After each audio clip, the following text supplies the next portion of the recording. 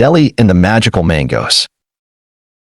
In the cheerful little village of Sunnyside, there lived a boy named Dele, known far and wide for being clever, and just a tiny bit sneaky. Dele was kind at heart, but he had a bad habit. He lied. Not big, scary lies.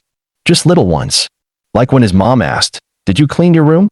Dele would say, "Yup," even though his socks were still doing a dance party on the floor.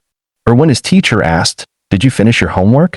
He'd grin and say, "Of course," while his homework was sleeping peacefully under his bed. Everyone liked Dele, but they didn't always believe him. One day, while playing near the edge of the forest, Dele found something incredible. It was a tree, but not just any tree. This one sparkled. It shimmered. It hummed with a soft, musical sound. Its fruit, mangoes, were golden, glowing, and shaped like tiny hearts. An old wooden sign hung on the trunk. It read, "The tree of truth. For the honest, I give sweet gifts. But for liars, I take more than I give." Dele blinked. "Sweet gifts?" he whispered.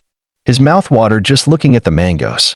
A little voice in his head whispered, "But you lied this morning about doing your chores." Still, he shrugged and said aloud, "I've been super honest today." The tree rustled. One golden mango dropped gently into his hands. Dele bit into it, and instantly his eyes widened.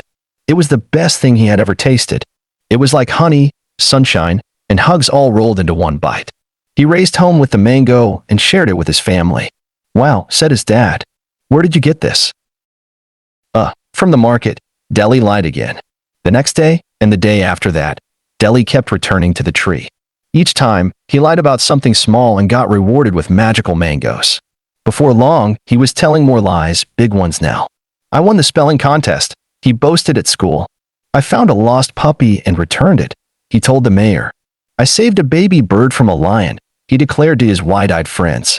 He was becoming the most popular kid in Sunnyside. But deep down, Dele felt something weird. His chest would tighten every time someone believed one of his lies. He felt like a balloon filled with too much air, ready to pop. Still, the mangoes were too good to resist.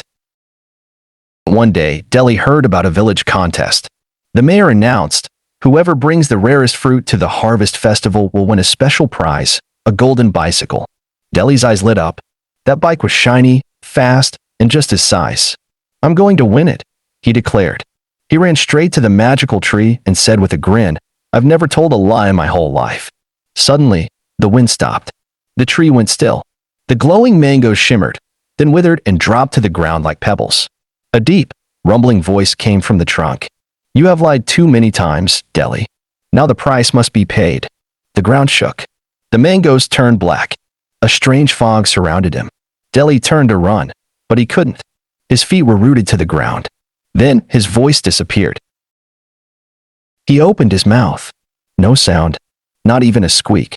Terrified, Dele stumbled back to the village. He tried to tell people what had happened, but without his voice, no one understood. He wrote messages, but the ink vanished. He tried to draw, but his hands trembled. And worse, all the lies he had told started unraveling. His teacher discovered he hadn't won the spelling contest. The mayor realized there was no lost puppy. And his friends found out the baby bird and lion story was made up. People were upset. Some were angry. Everyone was disappointed. "I thought you were a hero," one friend said quietly. Dele sat alone under the stars that night, wishing he could take everything back.